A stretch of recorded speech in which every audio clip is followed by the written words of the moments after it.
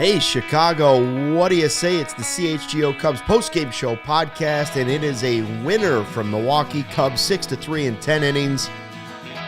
Wow. Cody Delmendo went through all the emotions you could possibly go through in one night of watching baseball. Cubs and Brewers from what we like to call Blue Moon Ballpark, Wrigley North. Yeah. You know, and this had everything. We're going to talk about Ben Brown right out of the gate. Spectacular. Finally, in the end, when you were on the verge of vomiting, the offense showed up. Finally. I used to dream of times like this. A crooked number? Oh, buddy. I felt like it was a miracle that they even that they hit a home run earlier in the game, and then to score not one, not two, but 5 runs in the 10th inning. It'd be cool if they could just sprinkle it out throughout the first 9 innings. But dude, I'll say this much: they could have completely folded after Adames hit that ball to tie the game. Could have completely folded. The balk and the run. Yeah, they could have gone to the 10th inning and done some stupid shit that led to them not scoring a run. Because how many times have I watched that? All right, with getting the guy on second base, the ghost runner rule or whatever, could have easily found a way. And maybe it's because Tauchman, took that guy's elbow out. I don't care. Put the ball in play. Good things happen. I hope that guy is okay. But right, former Cub, right? Trevor McGill. But listen, man, you got to score. You got to score runs, and they did when they absolutely had to. There's plenty of things that I want to scream and yell about with this game, the weekend, the last 5 games before this. But you finally snapped the losing streak, and you're back on track. You're still above 500. As bad as things are, you're still above 500. You said, Luke, yes, a month ago, get to Memorial Day at 500 or better. The prophet said. And we're here, and we're alive. And if the playoffs started tomorrow, they'd be in the playoffs. Would they be a team I think would win the World Series? No. But our expectations this year were to make the playoffs. And we're right there if they were to start tomorrow. So I'm trying to think optimistically on this show because all I've been thinking for the last week is just negative and just a lot of irrational thoughts. And so this is the roller coaster I've been on, though. I will find reasons to defend the team. I will find reasons to want to pull my hair out and complain about them. But I think Kevin said it before we went live. This was a gritty grind out win that hopefully you can build off of. You got Shota going tomorrow. The starting pitching's been great. Like you just said about Ben Brown, Steele was great yesterday. If you can just score 3 runs for Shota, it's you feel like you can win that game. We didn't do a show, but I told myself mentally going into this series, split and you go back to Wrigley 3.5 back with as bad as you've been playing, I would take that. But, if you win tomorrow, who knows what happens on Thursday? If you can win tomorrow, then go ahead and get greedy. But this was a good start. Just not only snap the losing streak, but also stay above 500. And I don't know. I feel like this is a win that can, shift the tide a little bit. I have nothing that suggests that, right? It's all vibes. It's all Delmetrics, all right? So whatever. I understand they could easily lose tomorrow, but it's just nice to be happy. It's nice to be happy for as much as this team has made me want to scream and yell and want to consider riding my electric bike into Lake Michigan. We're flying the W tonight, man. Flying the W. Whew. And we'll be doing a beer bat chug. Not we. You will be doing a beer bat chug. Don't tease the people, Luke. You'll be doing a beer bat chug for the first time in a long time, I feel like, on this podcast. We just haven't had many of these. The last win was when we did the watch along for the first game against the Braves. That feels like years ago. Let me say this. I don't want to forget about the Bellinger catch that kept a no-hitter going. And we could talk about the decision to take out Ben Brown if you want. Here's the deal. Ben Brown, to me, tonight, this was a statement game for a kid trying to create a career. This wasn't just, hey, he came in and he did a nice job in the bullpen. This wasn't 6 innings of a solid game. This was 7 no-hit innings in Milwaukee with the pressure up to his chin.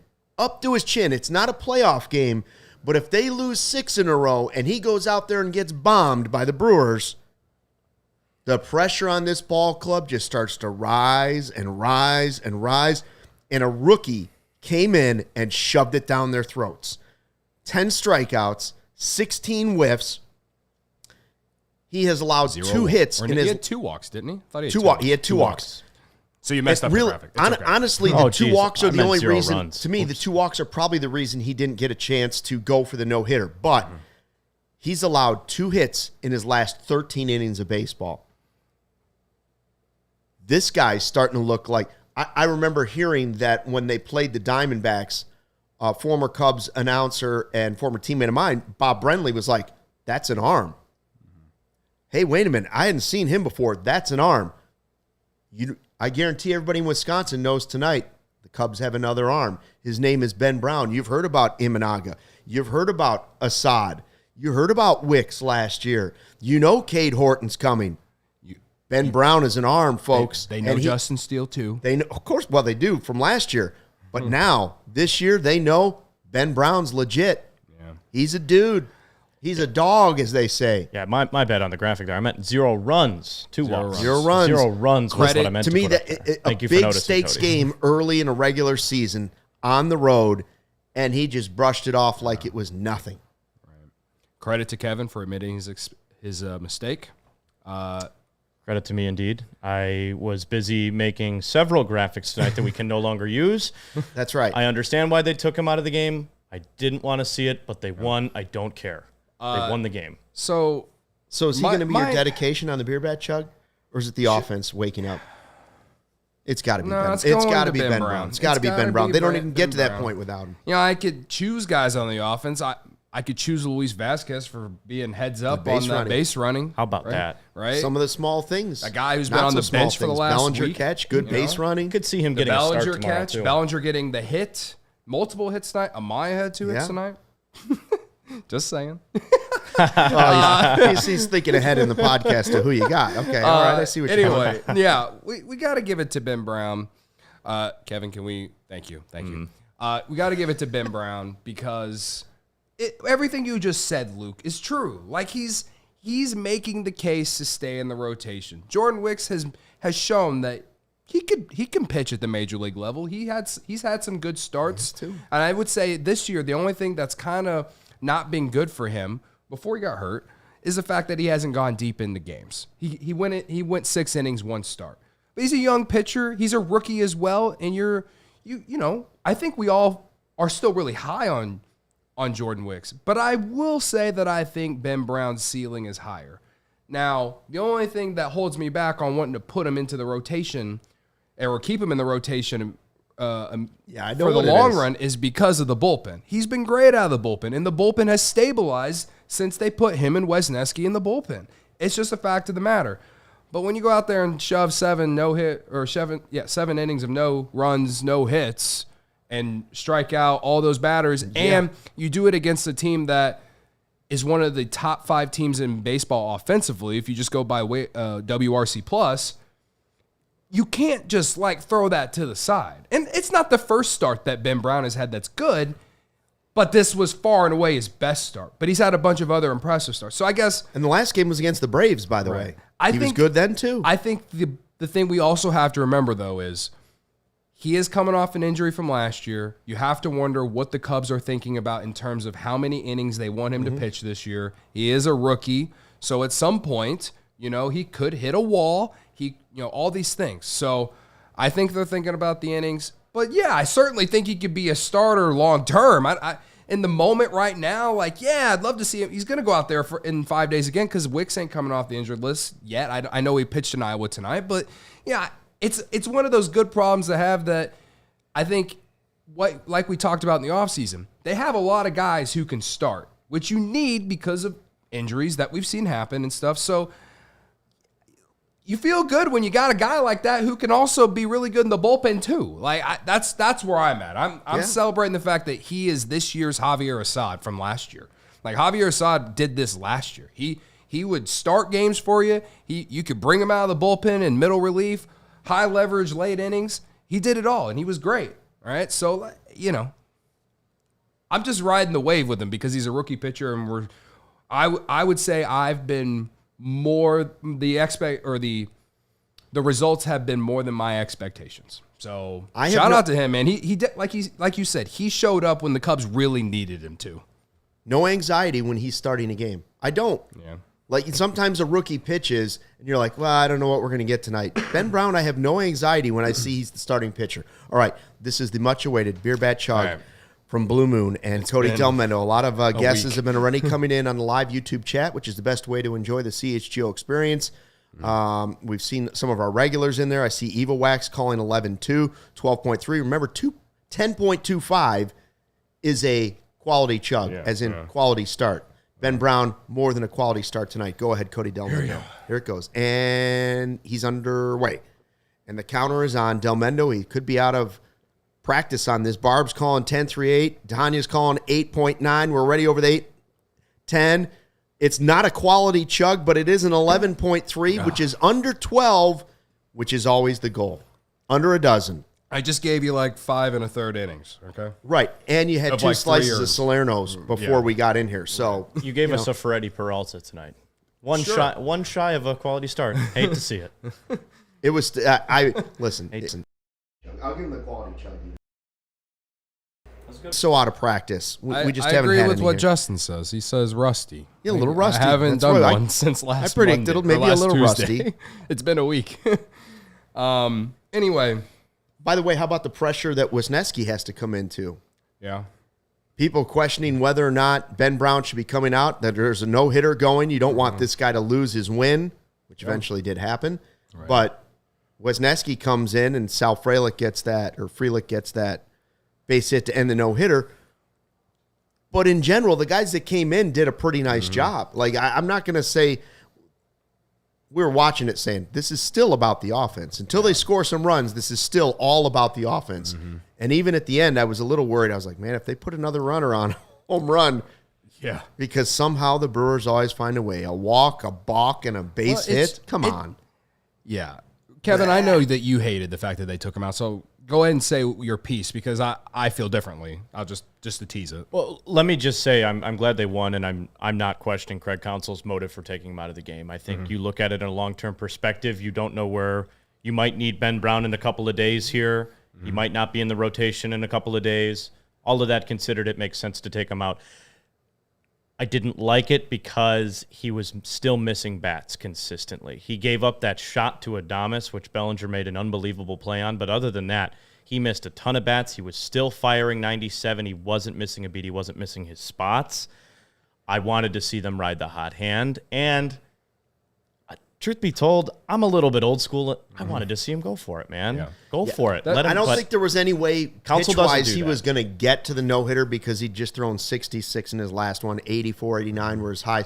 But he had, I wrote it down here, his last games going back to this, 66 against the Braves, but then 42 pitches, 28 pitches, 38 pitches because he was bullpen. So, yes, he'd been stretched back out, but I don't think any way he would have gotten the ninth inning because of the walks, but I suggested maybe leaving him in just because the win was so important. Now, that wasn't saying I thought he was going to pitch the ninth. I just wanted to see him get as many outs as possible before I was worried and forced to go to somebody in the bullpen. It worked out. It worked out. I don't question what he was doing. I was just first guessing, saying it wouldn't hurt to let him get 2 more outs here. And this is what we sign up for as watchers of this team. Craig Counsell is going to manage every game like this. He did it in Milwaukee for years. There was people that I worked with up when on the Brewers beat for years that often said, why is Counsell pulling this guy? Why is this? This is how he operates. He's not going to let guys run unless – it's a perfect game and a guy's really stretched out. He plays the long ball, the long-term game, and that's fine. They won the game tonight.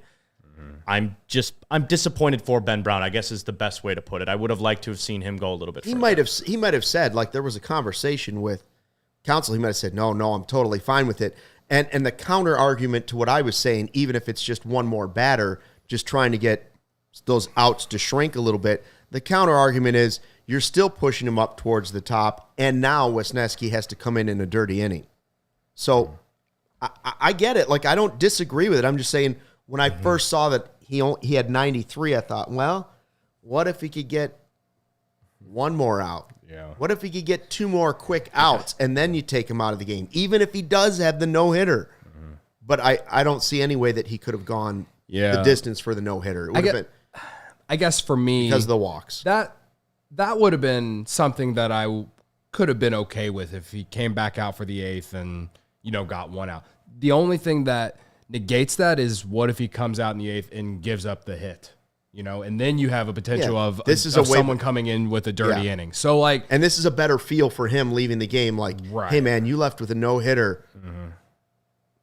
You can't do better than that for us, especially in this situation. Good point. Good point. Yeah. For me, I was also thinking like the long-term health of Ben Brown because, I mean, as we saw, this guy's electric stuff. He's a 2-pitch pitcher out here doing this, right? And it's mighty impressive. So, I think Michael Cerami sent a tweet that basically summed it all up. Like, it sucks that you took him out because it's fun. It's a no-hitter. You want to see if he can do it. On the other hand, strategically and, for the long-term health and all this stuff, it did make sense. It's at least going, if you let him go into the 9th inning, even in fast innings, he's up over like 113, 150. Yeah. It was crazy that they let Peralta stay out there as long as he did. Like, in today's era, it's not 10, 15 years ago anymore, man. Like, shit, people talk about how it's so rare to see guys throw 200 innings now. Maybe 5 to 10 players in today's game are throwing 200 innings even too. So, that's why bullpens are so important. Also, they're also volatile too. But I think with Brown, with his importance to this team, it made a lot of sense to take him out. So, I understand from just like a pure baseball fan type feeling, to want to see a guy go out there and see if he can actually get the no-hitter. Yep. Absolutely. I would have loved to sit on the couch and watch him actually do it in Milwaukee at Wrigley North with all those fans who've been booing because of Craig Counsell the last 2 days. I would have been insufferable on the internet if he would have actually done it. I would have absolutely been the most insufferable Cubs fan on the internet. I would have jumped into Brewers Twitter and just freaking let him have it for the next 24 hours. I don't even care if we would have lost tomorrow. I still would have been talking about it. I think that's part of it. And everybody wanted him to be able to get it. Yes, and that's okay. In reality, it was not the right time. This happens on social media every time when something like this happens. Like, people who disagree with whatever the other side, it's like, I think it's okay that both things are actually true in this scenario, and you can say that with the next time, whether it's a Cubs pitcher or whoever in another game. Both things are true, man. So and as we've seen with the injuries to pitchers in today's game, especially this year, that's why I'm okay, because I at the end of the day, all I care about is Ben Brown's health, so he can continue to go out there and do what he does, because he's just been incredible, dude. I just love that he's making this a conversation too. Like, a guy that you think on opening day that we would be talking about Ben Brown almost throwing a no-hitter. That's what I mean. Or just him alone making it such a conversation of, hey, this guy was just going to come up because of injury. We're going to send him back down. I don't think. And now he's like the plug all everything guy for Counsell, and he's done it all, and it's been awesome. I don't claim to be a prospects expert, right? Especially when they made the trades. But when names came across, Wesneski, when Ben Brown, Caleb Killian, you started hearing all these pitchers come across. I personally, this doesn't mean I know what I'm talking about, Caleb Killian, Ben Brown, I didn't have higher expectations for one or the other. In my eyes, Ben Brown has taken the ball, and this is why you try to accumulate as many possibilities as you can in young arms. Maybe Killian will still develop and turn into be someone that can be very useful for the Cubs. Ben Brown is showing that he's not only taking that opportunity, he's running with it this season. So it doesn't always work out for a guy that comes up the first time around. Sometimes it doesn't work out the second time around. But when you find one, it's pretty rewarding because now you look back at that trade and you go, 37-year-old David Robinson. That's a feather. That is a feather in Jed Hoyer's cap. Yeah. That trade is a feather in their cap. Yeah. Ended up working out pretty well for Philly, too. They went to the NLCS that year. Fine, but if you're looking at just worrying about the Cubs, you will take that trade. Yeah. Sure, you can say that both teams won that because Robertson was a big part of them going to. I think that's the season they went to the World Series. But I don't even care if the other team wins the trade. It's about did the Cubs get better for 2 years later? Yes. Yeah. Yes, they did. My point with saying 37-year-old David Robertson for Ben Brown is more of a testament to the scouting of the Cubs because you traded 37-year-old David Robertson to get a guy like this. I know David Robertson was really solid with the Cubs in 2022, but it's not like it's not like the Cubs got some top 100 prospect or anything like that for him. Like I know last year he entered the top 100 of baseball Pipeline's top 100 for a little bit last year, and then he got hurt at the end of the year, and I think he wasn't in at the beginning of this year, so whatever. But it's not like he's getting the hype of a Cade Horton or anything like that. So to me, it's more of a testament to Cubs scouting and stuff like that, because if you're able to trade a 37-year-old reliever who's been around the block for a long time, and isn't a closer, that's a hell of a haul. And when you really think about it, when you think about how trades are made in today's game and in this current era, Gary's saying he was a top 12 prospect. It wasn't. In the Cubs system. No, he was a top 12 prospect for Philly. And I knew he was one of their, higher up prospects, but wasn't Killian a higher up prospect as well? Yeah. And also at the time, the Phillies system wasn't very good. So I don't know where it sits at now, but all I'm saying is it's a numbers game. He was, I'll say this, when he was there, he was considered one of the Phillies' top pitching prospects for sure. But at the same time, the point remains that it's not like you got some huge name in return. Like you for a 37-year-old reliever, in my opinion, you didn't. Like you got a guy that you hoped who could be a guy for you one day. Yep. That's it. Like I don't. Did I expect that we'd be sitting here talking about Ben Brown throwing 7 no-hit innings 2 years ago one day? No. That's all I'm saying. Like I just think that the way with a lot of those reliever trades that you see at the trade deadline, like 10, 15 years ago, right, you're getting like a team's like top prospect. That's not happening anymore. No, it's changed. The game has changed. Hey, Cubs fans, check out the Circa Sports Illinois app. You'll love the tight money line splits. You heard me, tight money line splits. Circa Sports does not limit players based on their winnings. Every player has the same limits, unlike other books who limit winning players. We encourage bettors to download and explore all sports betting apps available. Compare those lines from each sports book. Circa's customer service is legit, folks. I'm telling you, they are real people. They're the real people behind the Circa Sports brand who resolve issues in a timely fashion, unlike other books who use those miserable chatbots. Everybody hates chatbots. All aspects of the app are being run by the same team that runs the main Circa Sportsbook at Circa Resort and Casino in Las Vegas, and it doesn't get better than that. So download the Circa Sports Illinois app at circasports.com/Illinois-app to sign up today. Also be on the lookout for Circa events, watch parties, and tailgates. They're hanging out with us for the Friday 120 Club parties. Every time we have one, 14 of them this season. They come by. And by the way, it's not just name. They show up in person. Right? They do. It's not just in name. They show up in person because that's the type of people they are. If you or someone you know may have a problem with gambling, call 1-800-GAMBLER. That's 1-800-426-2537. Text GAMB to 833-234 or visit areyoureallywinning.com. Prize Picks. Daily fantasy. Prize Picks. Prize Picks is America's #1 fantasy sports app with more than 5 million members. It is the most fun and exciting way to get in on the action while you watch your favorite sports and players. You just pick more or less on 2 or more player stats for a shot to win up to 100 times your cash. With Prize Picks, you can turn $10 into $1,000 in a single game. Watching your favorite sports this summer, you can make a Prize Picks lineup in as little as 60 seconds.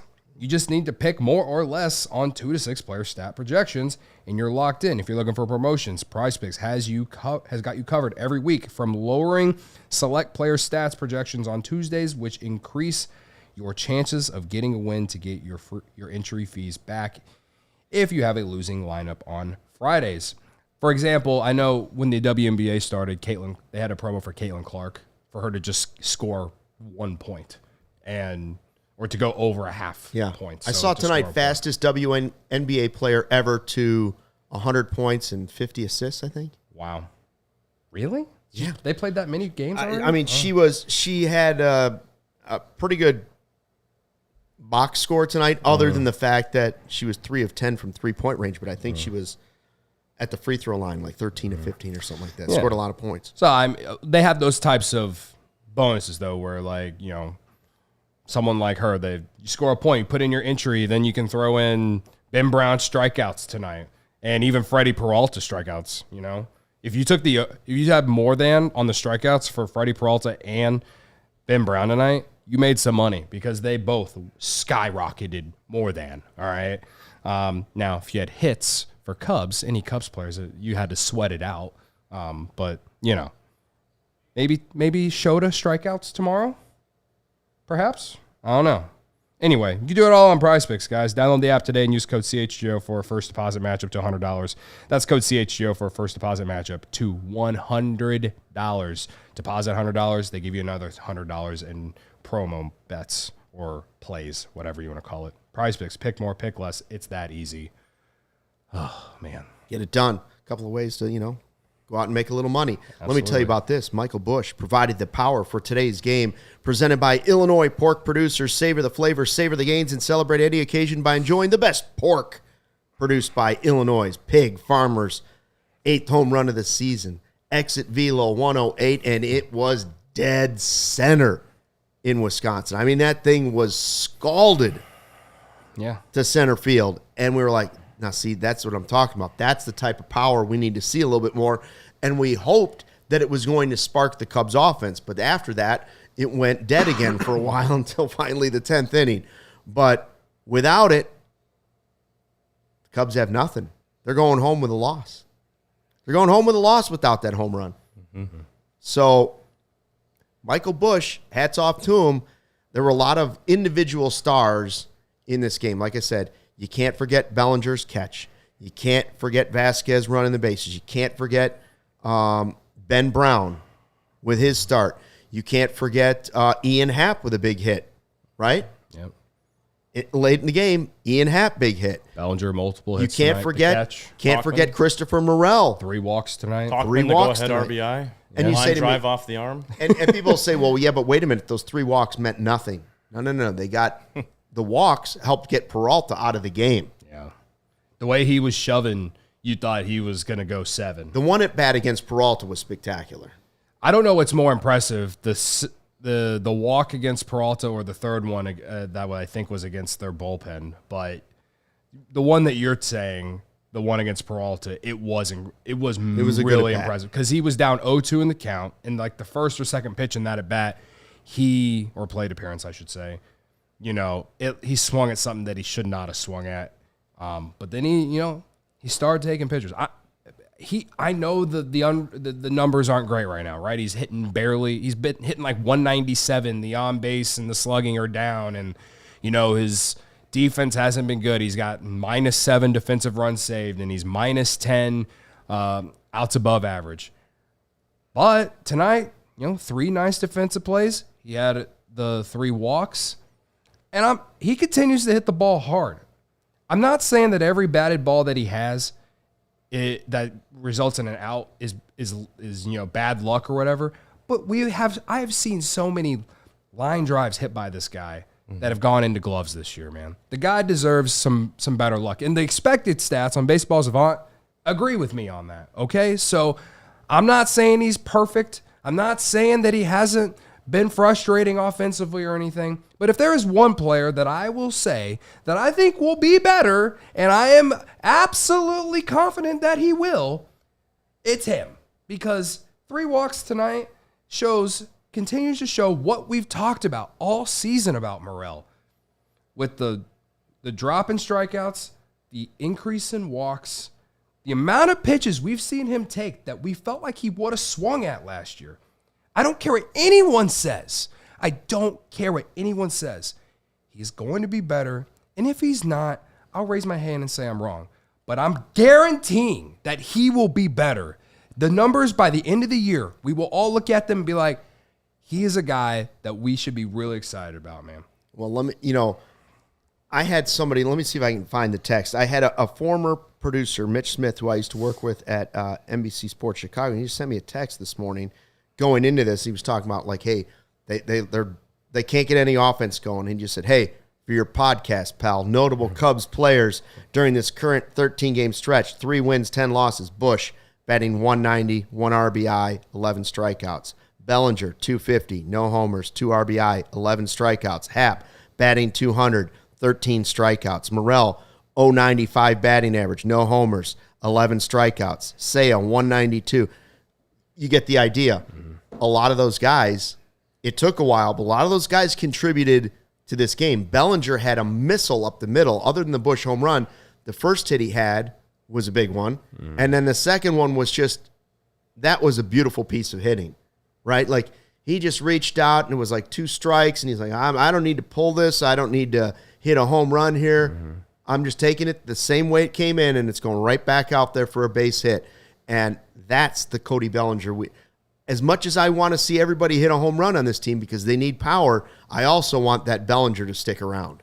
That's the guy you need to see. Well, that was the guy he was last year. He was great with 2 strikes. That's right, and that's the player I'm just fine with being. I don't need a 40 home run season out of Bellinger. Somebody's got to hit home runs on the team, but that guy can be very productive to this team, and it was a huge hit. I guess what I'm saying about Morel is that I just think that he is going to really go on a hot stretch that once we look at the numbers and everything, we'll all probably feel better. I don't disagree. I feel a Soriano.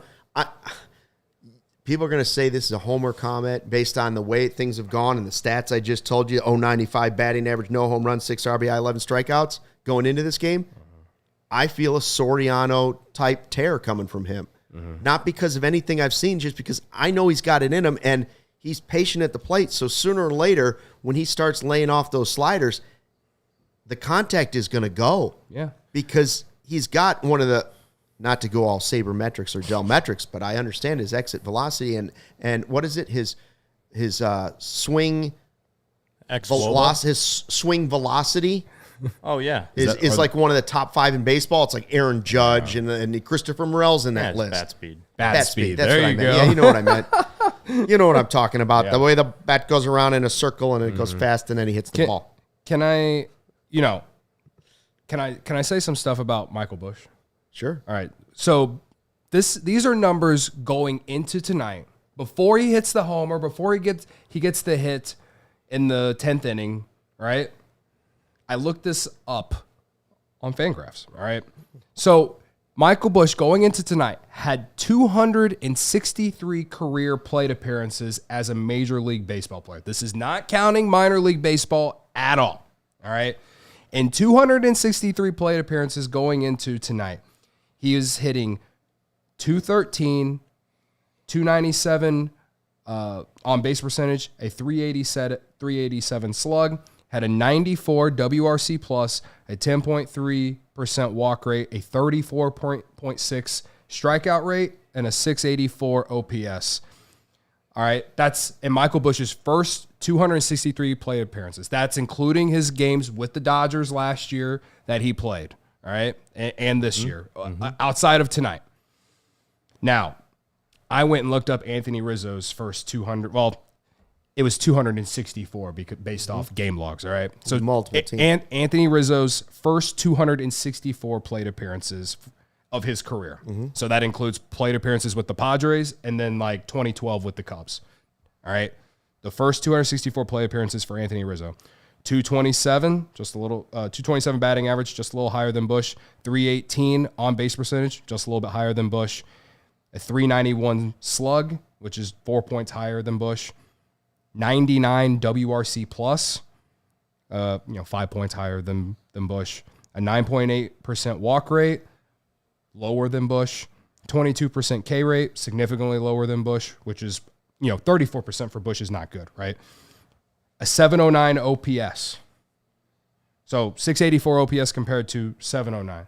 The point is comparable. That the point is, yes, that they're comparable in that, him hitting the home run tonight and then getting the hit later. Obviously, there are the strikeouts are they need to come down, right? Obviously. But we all know Anthony Rizzo wasn't Anthony Rizzo right away. He didn't really take off until like 2014. So I guess what I'm saying is you have to limit your expectations with a rookie player. Like I know he's been frustrating to watch. And I'm not even really trying to say that Michael Busch is going to be Anthony Rizzo, but the Cubs look at him as the future first baseman for this team. All right. So ask me in 1,000 plate appearances if things are still the same or if they've gotten better or whatever. I don't know how many plate appearances. All I'm saying is that you had to know that he was going to go through ups and downs this year. He's a rookie player. You had to know, you just had to. If you didn't have the expectation that he wasn't going to go through rookie, ups and downs, because if you didn't think that was going to happen, then you set yourself up for pain, because every rookie player does this, except for the very, very best players in the league, like Corbin Carroll last year, who actually is going through a lot of struggles this year. So I don't know. Again, I'm not comparing Michael Busch to Anthony Rizzo. All I'm saying is that Anthony Rizzo also struggled at the very beginning of his career, even with the Cubs too. So I want to give you one point off of that really quickly. All right, and then we got to talk Penrose. People basing expectations and balancing an offense and putting all those expectations on Michael Busch to carry your offense is wrong. I want to give you a stat that's going to upset you, but also makes sense. Paul Goldschmidt batting 190, 530 OPS, first 37 games of the year. The last 13 games, Cardinals on a winning streak. He's batting 321 and OPS over 1,000. Your big league bats need to play. Dansby Swanson, Seiya Suzuki, Cody Bellinger, that's your offense. Those guys need to hit. Michael Busch is an added bonus as a rookie. Yes, you need him to hit every once in a while, but the struggles are those are expected. Those are built into your projections throughout the year. Your big league bats need to hit. Do not be mad at a rookie when he's striking out a lot. Happens to every single one of them. Well, yeah. It's one of the reasons why going into the season, the skeptics, Michael Collada, Godfather of CHGO, and others, including some of us, a lot of times were saying, I think they're a bat short because you can't count on Busch you can't count on first and third base to be both hit. You can't count on Morel to be a good enough third baseman that you can play him there every day and deliver everything you want out of a third base power position, and Busch to do it at first, which you don't know anything about his major league career, and you've got some other question. It's why some people thought maybe one more player, one more bat, one automatic DH, but the Cubs went another path, so we're going to see how it plays out. I think we, as a whole, for the podcast, thought that they needed another bat. I think everybody acknowledged it. It's just not the way that they went. Yeah. Here's the way I would go. Penrose Brewing in Geneva, Illinois. Seltzups, hard seltzers with real fruit, led by Lemon Seltzup, a national gold medal winning hard seltzer with real lemons. They created our unique twist on a lemon shake-up with a house-made hard seltzer and pureed lemons for a throwback to those warm weather days and county fairs. Also available in Lemon Tea-Up, a half-and-half inspired hard seltzer. Just released this year is Transfusion Seltzup. inspired by a popular golf cocktail with grape, ginger, and lime. What a combo that is. Penrose available at your local beverage retailer or visit Penrose Taproom in Geneva. For more information, go to penrosebrewing.com or follow them on social media at Penrose Brewing. Let me tell you, that's a little lemon seltz up. Especially in the summer. Little spark to your summer. Could have used some. It's after Memorial Day now, so now you can, Summer's on, baby. bring the back and go ahead. Well, You gotta have a pair of white jeans. Bring back the white jeans and the white shorts and get your seltz ups ready, baby. Get the slides on, the flip flops. I gotta make my way out to Geneva, get a couple cases. Yeah. All right. On my way, I'll stop at Sunnyside over in Wrigleyville. Our friends at Sunnyside Cannabis Dispensary are here to elevate your summer. Sunnyside is your home for judgment-free cannabis shopping. They have a crazy selection with over 100 different strains to choose from with easy online ordering and in-store pickup. Wherever you are in Illinois, Sunnyside has a location for you. You have spots as far south as Champaign and as far north as South Beloit. Stop in. The expert guidance from their staff or select from quality lines like Cresco or Florcal. I'm picking up something there on Friday for sure. Before Friday 120 Club. 1 2 1 2. They're checking the mic again. Checking the mic. We got mic problem. Check the back of that thing. It that says went it's out fixed. last time. It's fixed now. Yes, Shane We're back. says it's fixed. We're back. All right. We're back, baby. Anyway, like I was saying, I'll be picking something up there before Friday 120 Club this week against the Reds. Sunnyside, little Sunnyside. Sunnyside, right? I'll pick it up with my sign that probably says Skyline Chili sucks. All right. You can too by heading to sunnyside.shop and use code HICHGO at checkout for 35% off brands like Cresco, Good News, and more to elevate your first purchase. Sunnyside Cannabis Dispensary, bright buys every day, only for 21 plus or Illinois medical card holders. So are we back up now, everybody? The chat keeps us aware of the situation. Carter says, audio guy used Sunnyside. No, how many guys do you think are working here? There's 3 of us in a little glass cube. I'm using Sunnyside right now. I don't know. Yeah, we got a weird thing. I think it's just a faulty cord. We'll have it replaced because we're in we Studio B. The Sox guys had a watch along, which there's a whatever. faulty cord with the roadcaster that connects to the computer. Sounds it's a great whole now. type Shay of says. situation. Shay says it sounds great now. Thank We've God been waiting Ryan's for here. Ryan Herrera to join. We'll just and let Ryan here he is. talk. Yeah, Ryan's got a lot to say. We'll get him in here real quick. Ryan is ready to join from what we like to call Blue Moon Ballpark in Milwaukee, Wisconsin. Or Wrigley There he North. is. And here he is. Oh, and he's wearing the CHGO shirt from Pins and Aces. Yeah. It appears. Credit to him. Repping. I like Blue Moon Ballpark is good. Blue Moon Ballpark. is good. I Yeah. copyrighted it. Don't worry. It'll be on a shirt. Ryan, I don't know where you started in the clubhouse or in the conversation with council. I mean, there were so many different things to say. Well, this could be huge. This could be huge. But I guess you have to start with Ben Brown. I mean, he was spectacular in what went into council's decision when he made it. Yeah, well, he as far as what Ben Brown did today, like part of it, well, from Craig Counsell himself said like the fastball was like an angry fastball. It was overpowering, threw a ton of strikes. Fastball, like he thought the fastball was really good. And obviously, you look at the curveball, and that's just we've seen it since he's debuted. Basically, like the curveball is a pretty effective pitch. But as far as the decision to take him out, at that point, but Ben Brown's at like 93 pitches, something like that. The most he hasn't thrown like over 66 since the beginning of May, so going on a month now. It just felt like it was kind of at the end of the leash, and could he have left him out? Probably.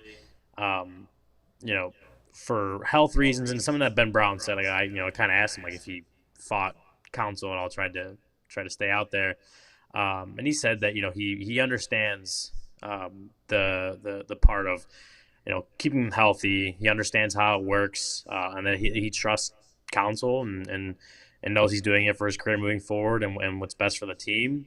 And I think that's from Ben Brown, and I think that's a fair point in that, like, letting a guy go for a no-hitter would be great. And had this team been in a better spot, I probably would be more inclined to agree that, let the guy go out, right? This team's lost 10 of 13. I think it was, 10 of 13. Yeah. They can't buy wins. And if the manager decides that he wants to go to the bullpen and to try to preserve a 1-0 lead when the offense has already, spoiled or lost on a couple of scoring opportunities, I honestly don't have a problem with that, because right now winning the ball game is more important than a guy throwing a no-hitter. Like, could Ben Brown have thrown the no-hitter through 9 innings? Yeah, it's possible, but he would have thrown a bunch of pitches.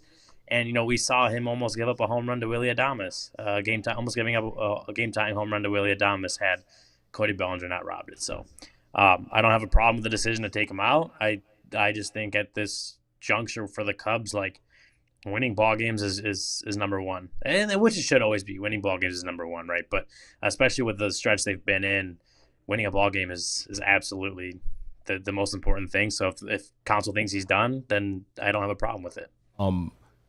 We haven't really talked about it, but the balk. Was it Daniel Moskos that got thrown out of the game? First to this day, day. I don't think I'm ever gonna understand what a freaking balk is, dude. For me to say that on the number one Cubs podcast in the world, it's like a catch in the NFL. Yeah, like I don't understand, sure. bro. It looked like one, but it didn't look like one. Did Counsell talk about that, or did anyone talk about it? Because I would just look, mainly because Moskos got thrown out, but also obviously there was, Counsell came out afterwards, and he needed to come to a complete stop with his motion before he went to the plate with a runner at first. They're saying that wasn't a complete stop, which he does sort of. JD called it right before it happened on the broadcast. He says he's got to be careful with the balk after he looked back at first. And sure enough, it was quick. It was quick. But I would, for what I think a balk is, I don't think it was a balk. But he certainly didn't give it a full second of hesitation or a long period of time before he went home. yeah. Well, so, we did ask Craig Counsell after the game, and he disagreed. He still disagreed with it after the game. Yeah. He said, I think he did what you're supposed to do. Talking about Neris, obviously. Quote, he did what you're supposed to do, stop and change direction. The league doesn't call this, and then puts themselves in the middle of a game. Clearly a little bit ticked off about that in an important spot, and you saw what happened, right? Like, a guy got put in a scoring position, and a ball that goes over the third baseman's, out of third baseman's reach, ends up scoring the game-tying run. So, like, I honestly did not get to see a replay of it, so I don't have, like, my own clear opinion on if it was a balk or not, but clearly Craig Counsell doesn't agree with it, still doesn't agree with it. He didn't agree with it at the time, doesn't agree with it. But at the end of the day, they won the game, so I'm sure he's moving on past it. Daniel Moskos was the one that got ejected. I asked him, he walked past me in the clubhouse. I'm like, first career ejection? He's like, yep, first one. There you go. It is. He's totally right, Counsell, in that it doesn't get called, and it seems like when everything is going wrong, just one more thing has to go wrong. Mm-hmm. And to me, that's where they could have booted the game, but luckily they didn't, because of the offense finally coming back and showing up in the 10th inning, right? And also Happ throwing out Adames at second base on the hit. Yeah. But is it possible? Are the Cubs hoping that this will somehow spark the offense into better things moving forward? Yeah, I think when you're struggling and slumping and in a funk, as long as these guys are, like, you're kind of looking for anything that could spark the offense, right? And, like, we've talked about Luis Vasquez, and I know that's been a hot topic of why this guy's not playing. And so to quickly answer that question is, like, he came up when he came up, Craig Counsell basically said, like, this guy's a utility guy. He's a defensive replacement. He's, backup, right? So that's kind of what his role is. Part of that is going in and pinch running for Miguel Amaya, right? And so I think just to start off, Mike Tauchman is the comebacker, And Luis Vasquez, a guy hadn't scored a run yet in the big leagues, hadn't really played in the big leagues, but just a big league play, heads up play, and runs in. He said that he kind of just kept going. Like he didn't stop. Willy Harris was kind of yelling at him. I don't know if he not yelling at him to like stop, like kind of keeping it going, but in his mind, like he was going all the way with Luis Vasquez. And he has a heads up play and kind of launches that inning forward, right? And then you get Suzuki base hit to right field, Bellinger the line drive up the middle, Happ from the right side, double brings another 2 runs, and I think Bush had the other RBI. But it's an inning where I asked Cody Bellinger, like, is it kind of a breathe a little bit of sigh of relief after that? And he said, yeah, that the rallies haven't really been there, and it's been a struggle. So, for those guys, again, you're at that point, you're kind of trying to get latch onto anything as far as positive momentum goes. This is something like that rally we haven't really seen from them in a while. So, I think they still have to kind of prove that more consistently that they're coming out of this funk, but it's a good sign because they did it, and we're able to get something done in extra innings after not being able to do it for the first 9 innings. It's a step in the right direction. It's not they're all the way back yet for sure, but it's a step in the right direction. Positive. Everett in the live YouTube chat said exactly on the chat was saying exactly what I was thinking during the game. Oh, that Angel Hernandez, what a terrible call on that balk. And then I realized he'd retired. It wasn't him. So that can't blame him for that one. Yeah. We get Imanaga tomorrow, right, for the Cubs? Yeah, show today tomorrow. They have to feel better than they did because Ryan, Cody, and I were saying that had they blown this game, had they blown Ben Brown's no-hitter and lost it on a walk, a balk, a base hit, and then another base hit, this would have been the bottom of the barrel. This would have been low the low. It would have been a 6-game losing streak. It would have been 11 out of 14. And you would have been 5.5 back in the division. It seems like such a tiny thing, one baseball game, but maybe this is as important as we thought it was. I've been saying since the beginning of the season when Steele got hurt, get to Memorial Day at 500. Better would be great. I had no idea that they'd be 27-27 on Memorial Day. And the way they got to that was not the way you want to get to 27-27 by losing 10 out of 13. So, but it is. They're a third of the way through the season. They're a game over 500. They're in the division race, and they've had a lot of things go wrong. A lot. But keep in mind, some good things have happened too. Look at Ben Brown. Look at part of the season from Bush. Look at the progress Morel's made at third base. Mm-hmm. I'm not saying it's perfect, but if they can get through that, now, Ryan, is the time. I hope Craig Counsell is preaching this. Now is the time to crank it up. You had your stretch where you played 500 baseball. 500 is not going to get it done the rest of the way. Yeah, it's not. Yeah, no, it's not. And Craig, they all talk about it, just how they all acknowledge that the way they've played has been bad. It's been kind of unacceptable, right? Like they acknowledge that, and they've gone from that first game in Boston. I think it was the 26th of April. They were 17-9 to start after that game, right? 8 games above 500, season high. Since then, they dropped to, obviously 500 yesterday for the first time since the season was 4 games old, and now they're, back above 500 for now. It's been, and when you to kind of connect that to where the offense, right, and like looking to see if that 10th inning can be the spark for them, that the offense has to be better.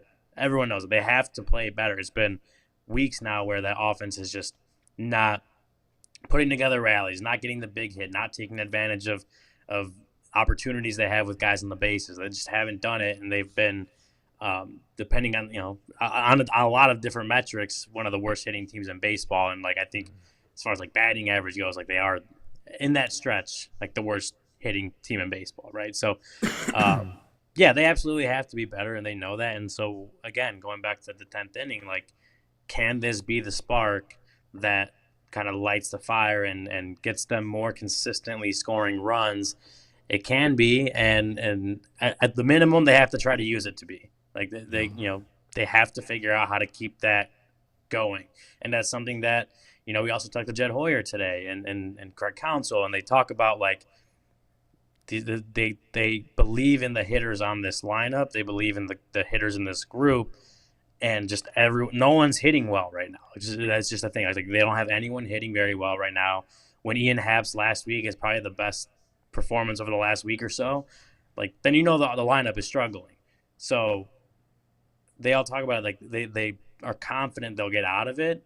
It's obviously frustrating to go through it as players, as coaches, as fans, but they have faith that they will get out of it and get back to not completely where they were in April, but closer to that, maybe more somewhere in between.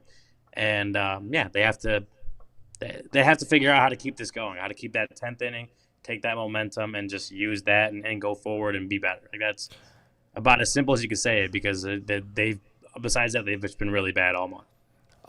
James in the chat is asking why we're so chipper basically about being at 500. And I'm just going to say, I don't think we're like extravagantly happy about it.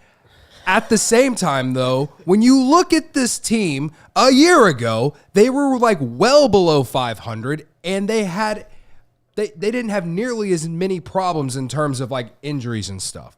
So I guess the answer to your question, James, is that we feel, not only do we feel a little fortunate, but we feel like there's still reason to believe that this team can be buyers at the deadline and get that closer that Godfather wants, that we all want, honestly, and maybe pick up a bat, whatever, and see what happens. Like, I don't know what else to tell you. Their ace was out the first month of the season. Right. Their best hitters have been out for a month. All I'm really saying with that question is that, like, the Cubs are still in the playoffs right now. If they started tomorrow, who cares what the record is if you're in the playoffs? Anything can happen in the playoffs. We saw it with the Diamondbacks last year. We've seen it with other teams in the past. So, to me, I don't care what their record is. If you're in the playoffs at the end of the season, great. So, at this point, with everything that's gone wrong, with how bad the offense has been in the month of May, like we all said, we all believed that the offense, in some form or fashion, probably outperformed what their season projection was in April. There's absolutely no way that this offense is this bad that it's been in May. There's absolutely no way that this offense is this bad. It's likely somewhere in the middle of that. Yes, it's likely somewhere in the middle. And I'm willing to bank on that too. So when I'm wrong on that, James, I'll look forward to you telling me that I was wrong, like everyone else does. All right. So I hope that answers the question. Like, I'm not happy about being 500. At the same time, I feel pretty good about where we're at, all things that could be considered. So just for I was reference, just saying the point of the whole thing, be 500 Memorial Day wasn't a goal. No. It was just saying It's like you can get there and tread water for now until you get healthy, you still can be okay this season. And I'm not even That's all I was saying. And I'm not even really saying that injuries are the real reason that everything that's bad that happened. Of course the offense has been bad. Of course the bullpen had stretches where it was awful. And yes, Godfather, you're right, man. This team needs a closer. Of course. They're going to trade for a Strata. No, they're not. Why do you have to bring that up? All right, because the chat wants to be angry. They're talking about how he's got 13 straight strikeouts. I don't Congratulations. understand. I'm happy for I him. really don't. I don't understand why. Like, just you snapped a losing streak tonight. Yes, the team's got to be better. We are acknowledging that the team has to be better, but hopefully tonight is a good stepping stone. That's all we're saying. That's legitimately all we're saying. Ryan, have you seen any ghosts at the Pfister Hotel where you're staying? I'm not staying at the Pfister Hotel, but I have heard of that stuff. You tried to trick him into that, didn't you? Try to trick him into it. You would have had people calling all night. Can I get the Herrera room, please? All right, let's get to who you got, because this is very important. Ooh. And I don't know how this is all going to play out. I don't know how it's all going to play out. A couple of frowny faces today. No pick from you. Ryan had Bellinger. Now he had an incredible catch and 2 base hits. Clear winner. Go ahead. Ryan had Amaya. RBI single. No, Ryan had Amaya. No, I had Amaya. No, I had. Cody had Amaya. Who had 2 hits? Anyone think Amaya was getting a hit tonight? No one thought Amaya was getting a hit tonight. And keep in mind, you didn't. I took nobody would've until the taken him. Cubs win. Credit to me. So who you taking tomorrow? Oh, no Credit credit to to you. That's a cheap. That's credit to me. I turned Will this Collins around. Called you Turned out. this thing around for you guys. Cody Bellinger is the winner tonight. Easy. Cody Bellinger. It is the year of the Codys, and honestly, he gets it because he preserved the no-hitter. However, if the Yes. Cubs go on a tear starting this day, then we're going to have to go back and adjust the standings. What if Amaya's numbers are completely different in like a Could week? change everything. People won't give me any credit. What if Cody saved his season? Yeah.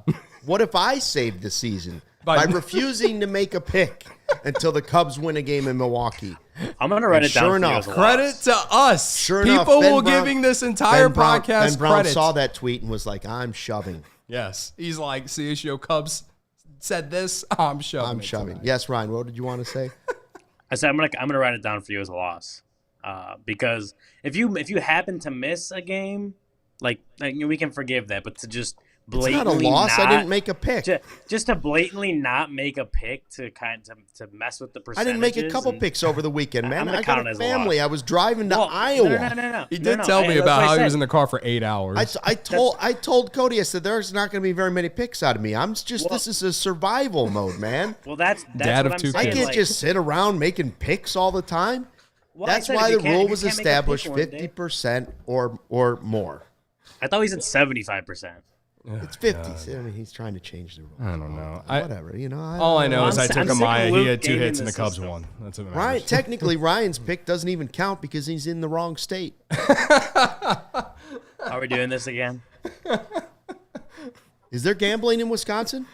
Nope. Lived there for 6 This years. is, Cannot this is gamble. going. This is going Credit back to us. Credit to us, Ryan. We will not send the authorities. Well, it's not gambling if you know you're gonna win. All right.